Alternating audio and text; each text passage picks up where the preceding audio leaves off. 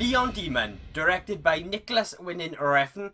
His past movies include Drive, a film that I've yet to watch, and it is in my very long list of movies to watch.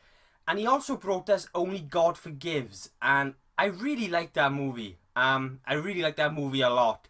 So I was quite looking forward to his latest effort, The Neon Demon. Now, I've seen this movie Tuesday night, and I really want to see this movie again. I really want to see this movie again, but I feel like I need to see this movie again, and again. So the plot of the movie is a very young 16-year-old aspiring model moves to Los Angeles in the hope to get into the modeling industry. But she's thrown into this mix of other models that have been doing this for a while now. They've been in the modeling industry for quite a bit, and they basically want from Jessie what they don't have, which is her youth and her natural beauty. And they will do anything, and I mean anything, to get what they want. They are beauty obsessed people, and they will go through extremes to get what they want. I want to start off with saying that this is a visually stunning movie. The cinematography and lighting in this film is just beautiful. It was such a beautiful film to look at, and it was so nice that I was just mesmerized by everything. I mean, there was a lot of other factors that kind of got me mesmerized by this film, but the actual look of the movie, the cinematography and the light, I really loved the lighting in this film, and it was just so nice to look at. I'd say this is probably one of the most visually stunning movies made this year so far. The cinematography is just gorgeous. Even the opening credits scene, and it's a very sort of old-fashioned sort of opening where you just kind of get these kind of, right, they're not really images, but there's a lot of the lighting, and you just get the credits and the soundtrack. I absolutely love the soundtrack in this film, but even the opening credits scene was mesmerizing, and I was immediately immersed into the film. So you could call Neon Demon a psychological thriller, but you could also call it a horror. And what I mean by that is this goes quite deep into exploring the human behaviour of envy, jealousy and obsession, to a point where these models just come across as almost as if they are living mannequins or even robotic. And to me even, and I'm not sure if I'm the only one that felt like this, but to me they also come across slightly as vampires. And they are hell-bent on getting what they really desire and what will make them the most beautiful in the modelling industry. And I think it's to these extremes that they go through, which you actually witness in the film, and which makes this also a horror story, but almost in a way a kind of dark fairy tale. And it was almost as if it was like a dark, sort of twisted kind of take on, I suppose, Red Riding Hood and Hansel and Gretel. And I just feel like the film was a mix of all those sort of genres. It was foremost a psychological thriller, but it was also a horror because of what you actually witness in the film. And I also feel like it was quite like a dark fairy tale as well. But that's one of the things that I actually liked about the film, is that you could actually watch this from any sort of angle or any sort of perspective and take what you want from it. Because I don't think there's sort of one definite sort of resolve or sort of story to this. I think there's a number of angles and that you can actually watch it from, and perspectives that you can watch it from, and that you can actually take from it. I feel that this film has a very strong message about our cultural obsession with beauty, or the obsession with beauty within our society. And I just really like the way, I adore the way that Nicolas Refn crafted this message onto the screen. I found this to be a very mesmerizing experience watching this film, but it was also quite a disturbing experience, and it was during those moments where I was quite disturbed.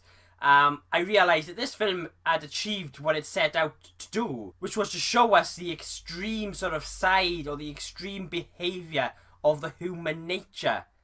And to me, that's how it came across. When a movie like this disturbs you in the way it does, it's not your sort of cheap tricks and gore sort of disturbing type of movie. What I mean is that this is a film that disturbs you, but it does it in such a very kind of artistic, visionary way. It's, you know, it's almost like it's quite a brutal masterpiece, full of very striking images that have a lot of meaning behind them. They're not sort of like just kind of cheap kind of frills or cheap sort of kind of tricks. You know, this is a very visionary and striking movie, full of very kind of disturbing, striking images in it. But for me, it had a lot of meaning, and it was the way they were crafted and put up onto the screen that made this movie a lot more than I think what a lot of people might actually take away from it. I do feel like there's people are going to be turned away or turned off from certain moments in this film. The particular person that I went with to actually watch this movie was actually very disturbed by one particular scene, and I couldn't understand why, but I thought it was necessary in actually telling the story of what this film is about, its theme and its content. I think these striking images was necessary in exploring the film's dark content and theme. You could also say that this film was just one sort of metaphor in a way, or just full of metaphors. It's like a metaphor for envy and obsession that exists in our society, or actually exists in the modelling industry. And it's in those instances where it kind of, at one point, it was more so towards later half of the film, where I thought this film had a lot of, the images in this film, for me, came across as metaphors to what it was trying to say. Did it become more like a dark fairy tale? Like, I was often questioning what I was actually seeing. Was it actually happening, or was it basically just a metaphor for what you were meant to be, for the message that it was trying to get across? And an example of this is there's a lot of scenes in this film that I really liked. There was a lot of beautiful shot scenes that I actually really liked in this film. But one particular shot during the end, don't worry, I'm not going to say anything because this is a spoiler-free review. I will not be spoiling this at all. But it's a shower scene. And the shower scene is three women. And to me, they came across like vampires. I don't know why I think I'm the only one. The person that I went with to see this film was kind of like, what the hell are you on about? Pretty much like what I've almost already said about this film. I don't know whether I've kind of looked too much into it or whether I've actually fully understood this film, but that's what I like about these type of films, by the fact that, it gets me thinking, and it's using my imagination, and it doesn't really fully explain itself, and it allows you to kind of dig into the movie. And I like that. But again, going back to this one particular scene, it's a shower scene with these three women, and they just came across as vampires. And that's, again, going back to the use of a metaphor, whereas my reasoning behind this was, it was almost as if they were vampires that were trying to suck or drain the youth and vitality from this very young, aspiring model. And that's, there were moments in this film that came across to me in that way, which again made it sort of like a dark, sort of horror fairy tale. Elle Fanning, as the sort of lead character in this film, Jessie, the young model, she delivers a very good performance in this film. I really, really liked her performance in this movie. She did a very good job of coming across as this very young, vulnerable outsider. And she kind of told a lot through her expression. I mean, there was a bit of a backstory to her, but, the way she kind of performed and her expression kind of said a lot to me, and I just really, really liked how she performed this role. Keanu Reeves, also in this, he kind of started a very brief role in the movie. He's not in it quite a bit, but he's a motel owner of a motel that's where Jessie's staying throughout the film, for the most part of the film anyway, and there's an actual sudden change or shift in his character in the later half, and I kind of thought it was necessary. It almost left me wondering, was it actually happening? Was he doing what he was doing? And again, it was like almost when we were exploring that kind of extreme side of human behaviour, and I think that's why I thought it was necessary. And you are left wondering, because all of a sudden, did that actually happen? Was it true? Is this just a dark, twisted fairy tale or a dark fantasy? We also have Jena Malone as a Ruby. She's a makeup artist that takes Jessie in. She delivers a very good performance. I'd probably say her performance was probably the best in this entire film. But they delivered all really good performances. But I think Jena Malone delivered the best. Her character goes through very extreme, or does very extreme things. And I mean, they're really, really dark things that this character does. And it was going back to that one particular scene, which is quite disturbing. It disturbed me in ways that I could understand the sort of kind of the vision behind it, but the person I went with was just kind of more freaked out about it. He did a really great job in transforming into this character, and I found it to be quite mesmerizing to watch, almost dreamlike. Right, the soundtrack.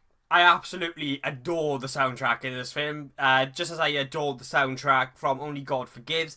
It's the same composer, Cliff Martinez, returns, and he delivers again a very euphoric, I'd say, sounding soundtrack, a very pulsating sort of 80s kind of very dark kind of 80s techno sort of vibe to the soundtrack.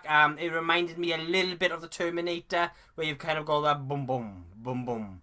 But I just really, really liked it. Just love this sort of style of music. I really, really dug it in Only God Forgives. And I think in a way it kind of helps tell the story. It helps drive the film. And it also adds that kind of very, this disturbing impact that this film has. It kind of helps deliver that impact. And just a very, very good soundtrack. A fantastic soundtrack by Cliff Martinez, and I will probably almost certainly be buying this when it on CD. This is not a movie for everyone. I myself was left adrift at quite a few moments during this film, thinking, what the hell is going on? But when I put the pieces together myself, I really started to appreciate this movie a lot more. And when I really kind of started to understand what it was saying, or what I was thinking it was trying to say, I really did appreciate this movie more. I do want to see this movie again. I feel like I need to see it again, but I also want to see it again because I did really enjoy it. I really appreciated the sort of vision behind it and the artistic, the way this film was just created and crafted onto the screen. It's a very beautiful film to look at, and it's got a very beautiful soundtrack. It's very immersive. It's very mesmerizing. This movie is actually an experience, and it's very rare that movies do that today, which actually immerse you so deep into the film that it actually becomes an experience, and that is very, very rare these days. It's a very disturbing experience at times, and very, it is questionable. Some of the scenes, the way some of the scenes were shot are questionable. It's like the director, Nicolas Refn, he's got his habit of focusing on certain elements a little bit too long, maybe.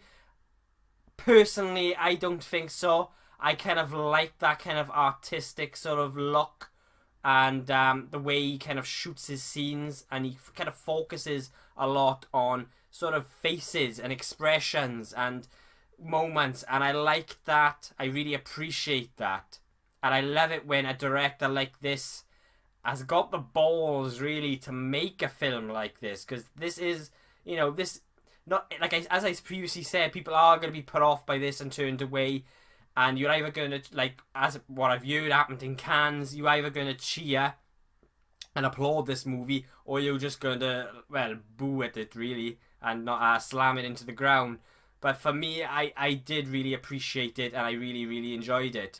What I will say for this film, one of its weaknesses I personally felt was the script. I think the actual script was a little bit weak. I think it was quite tight and sharp, but overall, I think the script could have, I don't know, it's a bit weird when it came to the script, because this film allows you to use your brain and your imagination so much. It was like, in one way I could understand why the script was so limited, you could say. But that's the only sort of kind of negative I could give this film. I do highly recommend you take a look at The Neon Demon, though I will say it's not a film for everyone. When I did eventually start putting these pieces together and fully understand this film, I started to really appreciate it. But overall, I really like the look of this film. The biggest sort of positive about this film for me was the visual sort of look and the visionary sort of the way the messages are conveyed through the screen. I just really liked it, and the lighting. Oh, the lighting is gorgeous in this film. I really like it. I would be giving The Neon Demon an A.